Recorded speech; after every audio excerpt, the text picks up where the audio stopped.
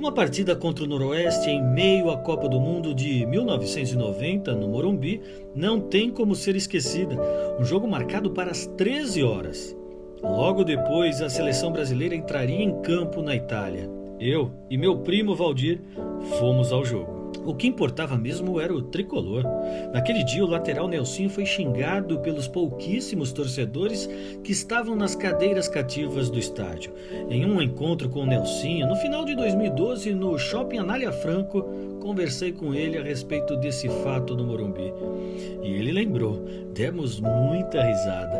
Mas ainda em 90, no Campeonato Brasileiro, o técnico Tele Santana chegou para virar o jogo e mudar de vez a história do São Paulo Futebol Clube. Eu fui na estreia do São Paulo naquela competição, foi contra o Atlético Mineiro no Palestra Itália. Fui sozinho numa Paraty vermelha que antes havia sido de meu pai e que em vários jogos fomos com ele ainda dono do carro. A gente chegou a colocar 9 pessoas na Paraty para ir ao Pacaembu ver um São Paulo e Palmeiras. Difícil esquecer os detalhes que me fizeram entrar no estádio palmeirense naquela tarde de sábado. Um clima meio pesado pairava sobre o jardim suspenso. Muitos torcedores do Palmeiras de torcida organizada estavam nas proximidades do clube para possíveis confrontos com São Paulinos. Para ser sincero, o medo me acompanhava, mas para assistir ao São Paulo eu me expunha. Jamais procurava a briga. Muito pelo contrário, sempre fugi dela. Nesse dia estava atrasado, procurando vaga para estacionar quando saiu o primeiro gol do jogo. Foi do Galo. Quando eu estava entrando, ainda sem enxergar o gramado, mais um gol do time mineiro. O São Paulo ainda diminuiu com Diego Aguirre. Naquele dia quem estreava no São Paulo era o Alcindo, ex-Flamengo. Tele chegou ao vice nesse campeonato. A final foi contra o Corinthians, que pela primeira vez levantava o troféu do torneio nacional. 2 jogos decisivos contra o rival no Morumbi. 2 que me abalaram. Estive em ambos. Foi muito triste. No primeiro fomos eu, Valdir e meu tio João, o irmão mais novo do meu pai. Lembro de ter ido no primeiro pela Avenida dos Bandeirantes e muitos corintianos iam nos ônibus cantando. Numa parada, um cara saiu pela janela de um ônibus e ele tinha só uma perna. Saiu para a briga. Uma cena trágica, mas até engraçada. A derrota por 1-0, gol de Wilson Mano de joelho, não me fez desistir de ir ao segundo jogo. Dessa vez apenas eu e meu primo fomos na espaçosa Paraty Vermelha. Mas não ficamos até o final da partida, já que com um gol de Tupanzinho, São Paulo perdeu mais uma vez e deu adeus ao título. Deve ter sido a única vez que deixei o estádio antes de o jogo acabar. Nem sabia para que lado estava indo, tamanho era meu sofrimento. Valdir me perguntava se eu queria que ele levasse o carro, mas levei e chorando, confesso. A derrota também pode ser creditada ao Tele. Foi teimoso. Deixou Ricardo Rocha e Zé Teodoro no banco, mas o time deu a volta por cima e o treinador então nem se fala. Sob o comando de Tele Santana, o São Paulo em 1991 venceu o Campeonato Brasileiro e o Paulista contra Bragantino e Corinthians, respectivamente.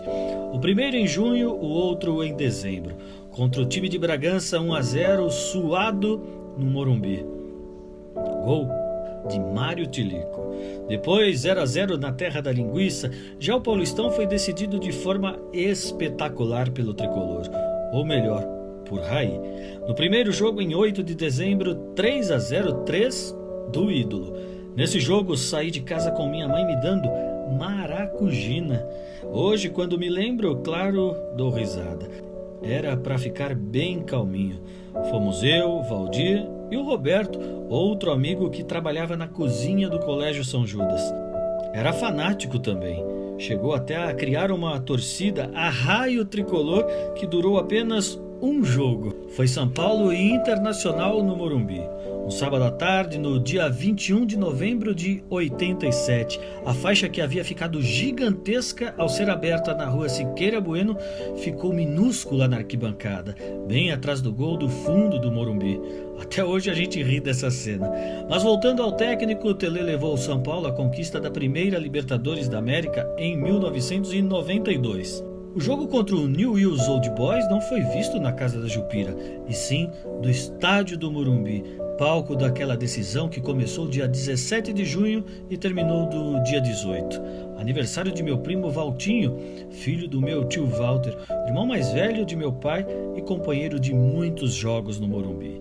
Difícil esquecer de cada instante vivido naquela final, desde a chegada ao estádio onde o carro teve que ser estacionado a muitos e muitos metros de distância.